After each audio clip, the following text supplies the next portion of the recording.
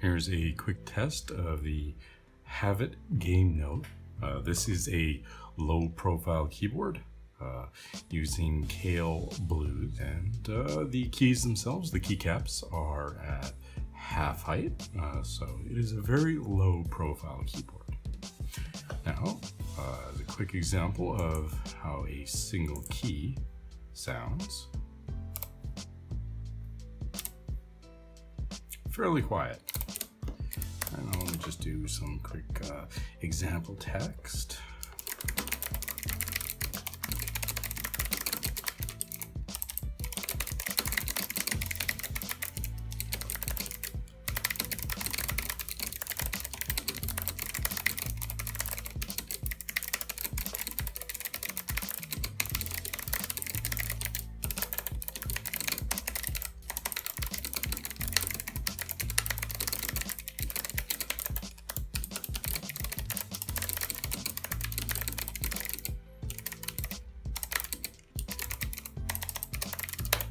That's basically how it sounds, very quiet.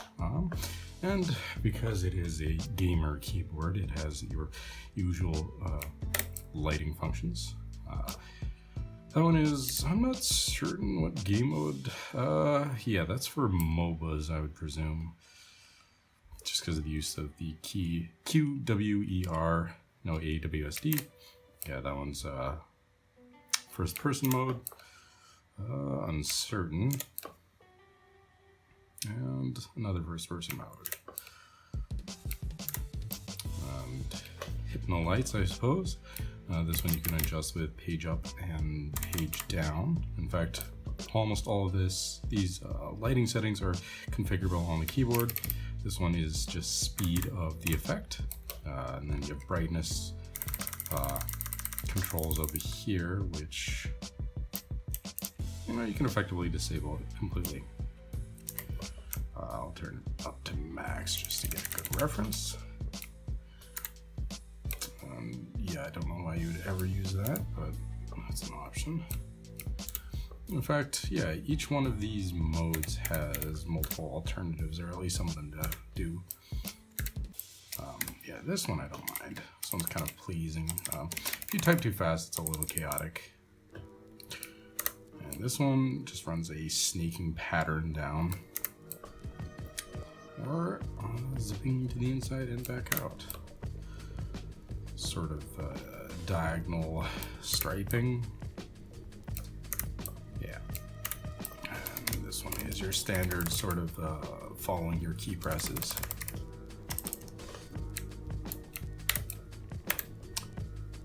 Random character mode. It's a little bit novel. Alright, and then the last one for that is ramping on or off. Yeah, that's just fading. Yep.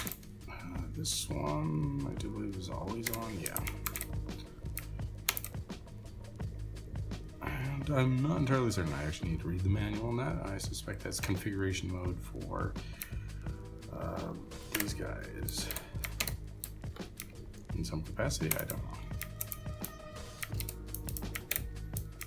But in here, my favorite mode is this one, just because it is more visually pleasing.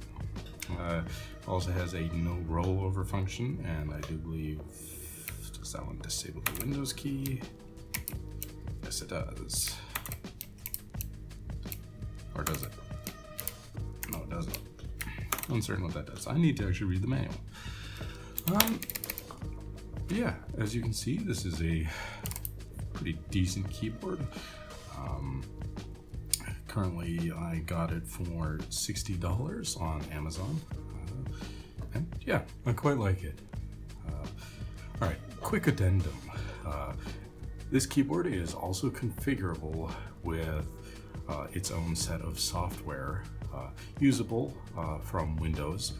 I'm currently unable to test that here because I am on a variant of Linux. This is my work machine. And yeah, so as far as I can tell from the manual, you're able to customize all the lighting information, or at least customize which keys are lit up. I do not know if you can program specific keys to do specific effects, such as the rippling outwards or otherwise.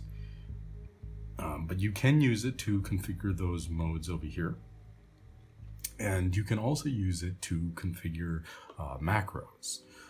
So if you wish to have one key execute multiple keys or similar, as far as I can tell, you can do that. Here's the packaging that it came in.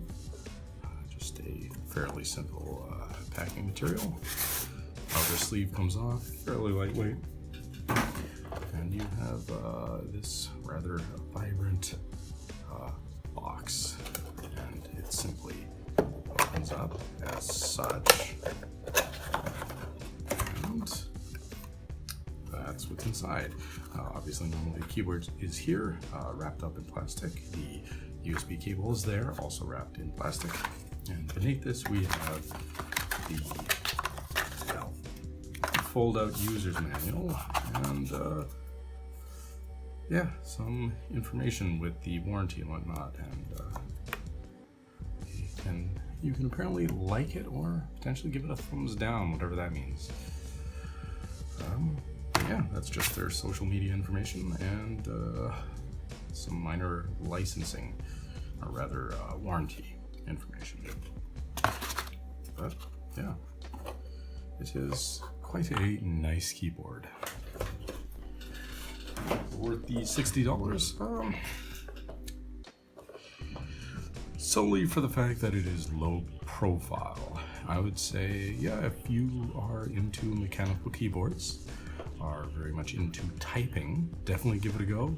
I hope you enjoyed the video. At any rate, thank you very much for watching.